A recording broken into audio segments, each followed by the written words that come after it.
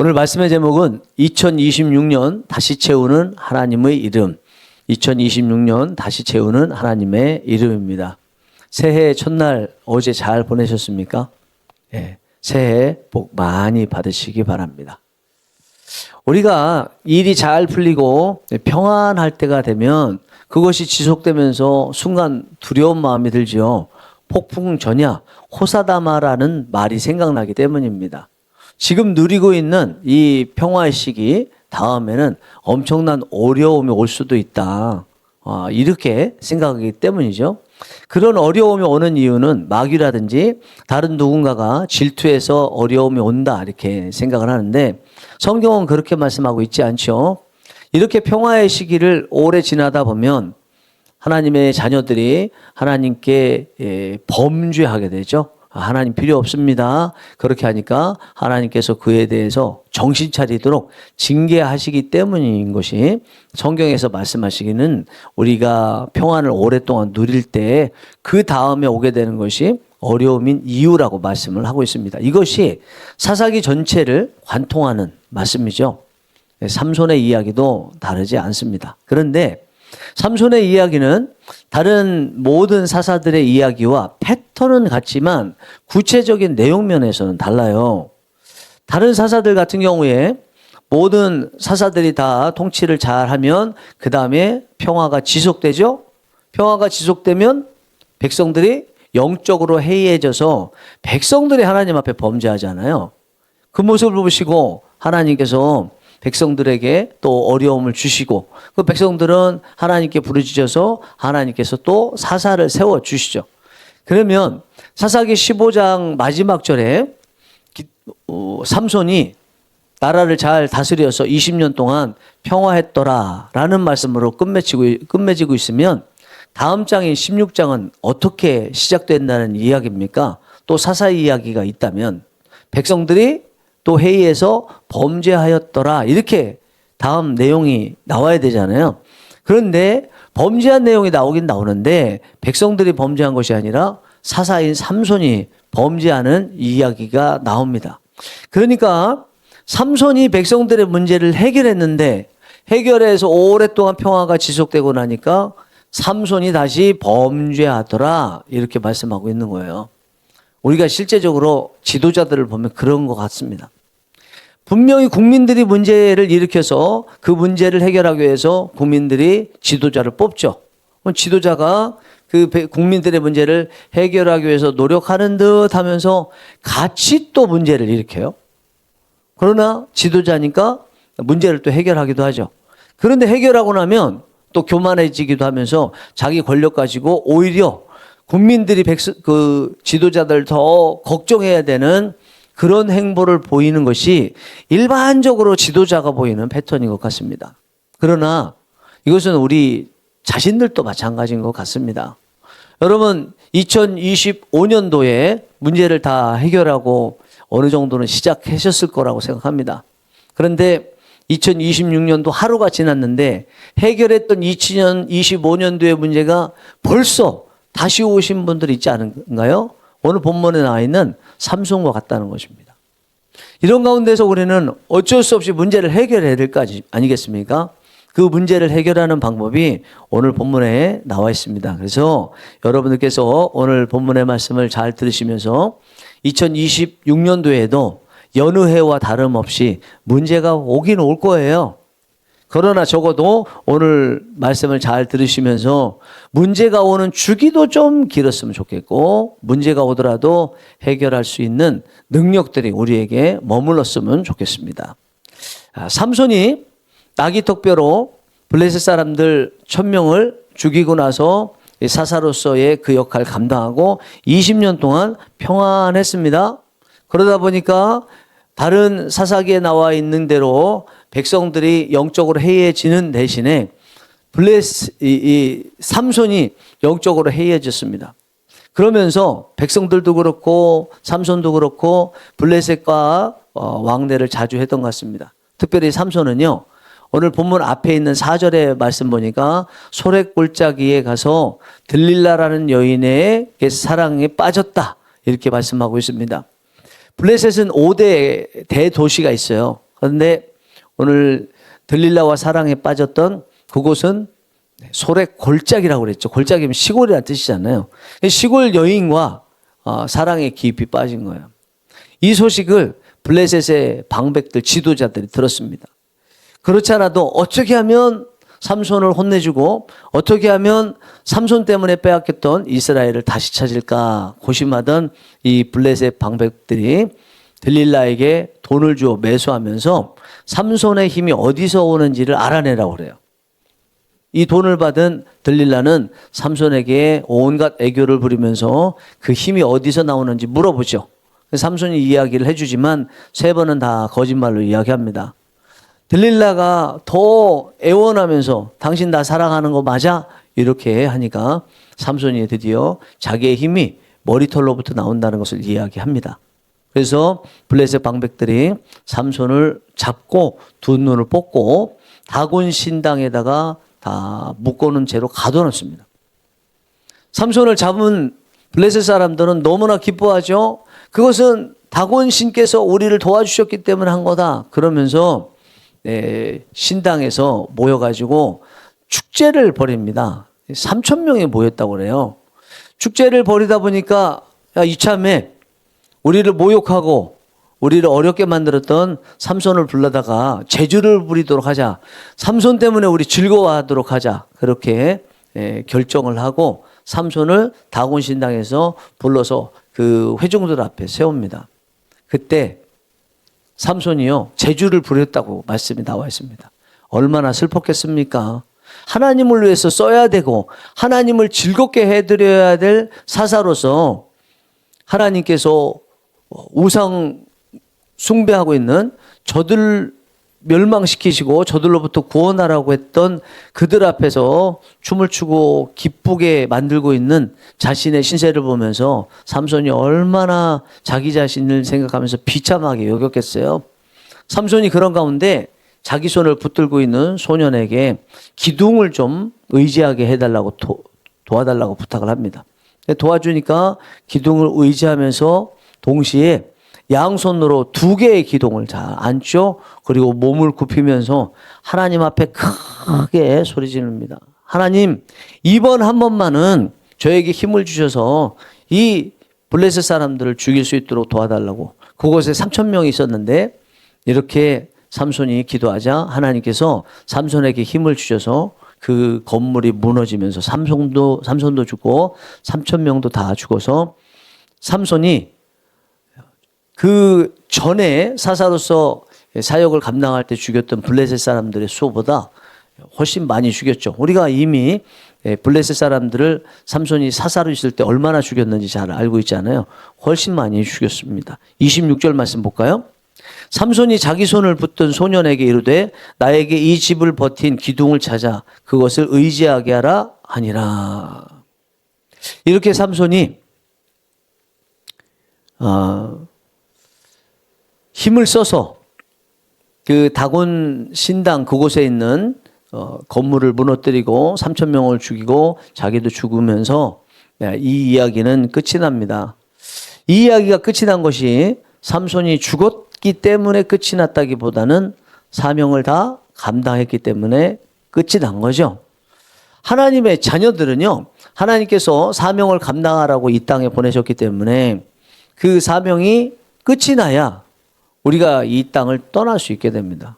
그 얘기는 우리가 여전히 이 땅에 남아있은 이유는 사명을 감당해야 되기 때문이라는 거죠. 그러면 오늘 새벽에 우리가 뭘 해야 되겠습니까? 기도하면서 하나님께서 나에게 주신 사명이 무엇이기에 내가 2026년도를 살고 있나. 하나님 그것을 보여주시옵소서. 다시 기억나게 하여 주옵소서. 그것이 무엇인지를 기도 속에서 찾고 그것을 감당하기 위해서 어떻게 해야 되는지 여쭤보고 감당하겠다는 결단을 해야 되겠죠. 삼손이 안타까운 죽음을 맞이하기는 했지만 그래도 늦게나마라도 하나님께서 맡겨주신 사사로서의 사명을 잘 감당을 했습니다. 그 비결은 삼손이 하나님을 찾았기 때문입니다. 하나님은 삼손이 당신을 찾자 그에게 찾아오셨고 잃었던 그의 힘을 되돌려 주셔서 그 사명을 감당할 수 있도록 해주셨습니다. 삼손이 처음 사사의 사명을 감당하던 나귀 톡뼈로 블레셋 사람들 1000명을 죽일 때도 마찬가지였죠. 삼손은 아무 생각도 없었는데 화만 내고 있었는데 성령님께서 삼손에게 임재해 주셔서 삼손이 힘을 얻으면서 포박되어 있던 그 줄을 끊고 그 가까이 있던 나귀 톡뼈를 들고 블레셋 사람들 1000명을 죽이게 되었습니다. 블레셋과 같은 우리에게도 문제가 있을 수 있잖아요. 그 문제가 얼마나 많이 있든 그 문제를 해결할 수 있는 것은 하나님이 다시 오셔야 된다는 거죠. 오셔서 도와주셔야 된다는 것입니다. 어떤 상황이든 어떤 문제의 자물쇠로 우리의 원하는 것들이 다 잠겨져 있든 그것을 풀 수 있는 열쇠는 하나님이라는 거죠. 하나님이 다시 오셔야 되고 오셔서 문제를 해결해 주실 때 문제가 해결될 수 있다는 것입니다. 우리 안에 하나님이 계시죠? 그 하나님이 마치 예수님께서 하나님이신 그분이 배 고물에서 주무시니까 풍랑이 일었다가 일어나셔서 풍랑을 향하여 잠잠하라 잔잔하라 선포하시니까 풍랑이 잠잠하고 잔잔하게 됐던 것처럼 우리 안에 하나님께서 계시지만 주무시는 것 같이 계실 수 있습니다. 그때 하나님이 다시 일어나셔서 우리를 도우실 수 있도록 하기만 한다면 어떤 문제에서도 우리는 해결할 수 있습니다. 본문에서 삼손이 하나님을 다시 찾고 하나님께서 오셔서 도와주시도록 했던 그때가 언제예요? 어려움을 당할 때잖아요. 하나님만을 위해서 자신이 존재해야 되는데 그게 나시린인데 하나님께서 물리쳐라고 말씀하셨던 그 대상들, 그들이 섬기는 신을 위해서 재주를 부리고 있는 자기 자신의 모습을 보면서 얼마나 비참하게 여겼겠어요. 그렇죠? 그런 가운데서 그는 그냥 넋놓고 어쩔 수 없지 하면서 그냥 지나지 않고 하나님의 이름을 불렀잖아요. 도와달라고 구했잖아요. 그때 하나님께서 다시 영으로 찾아오셔서 삼손에게 힘을 주셔서 마지막 힘을 다해 사명을 감당할 수 있었습니다. 삼손이 그 마지막 사명을 감당할 수 있었던 것은 그 어려움을 하나님을 부를 기회로 승화시켰기 때문인 거예요. 여러분 2026년도에 우리에게도 어려움이 올 수 있겠죠. 그런 가운데서 어떻게 하지 넋놓고 있거나 걱정하고 근심하고 있지만 말고 그것을 하나님을 부를 기회, 기도할 기회로 승화시키면 그 문제는 오히려 이전에 삼손이 건강하고 또 일반적으로 사는 그런 상황에서 적들을 죽였던 숫자보다 훨씬 많은 숫자를 죽였던 것 같은 역사가 우리 2026년도에 우리에게도 일어날 수 있다는 거예요. 문제 없을 때 우리가 승리하는 것보다 문제 있지만 그 문제를 하나님 앞에 기도하면서 도와달라고 의지하는 것으로 승화시킬 때 평시보다 더 큰 역사를 이룰 수 있더라라는 것입니다. 우리는 지난 2025년 마지막 날인 12월 31일 새벽 기도회에 만약에 성경에서 그리고 우리 인생에서 하나님의 이름을 지운다면 어떨 것 같습니까? 상상 한번 해보시죠 라고 질문을 하면서 2025년도 12월 31일 마지막 날을 마쳤습니다. 그때 제가 상상해보라고 말씀드리면서 끔찍할 것 같지 않습니까? 이렇게 말씀드렸지 않습니까?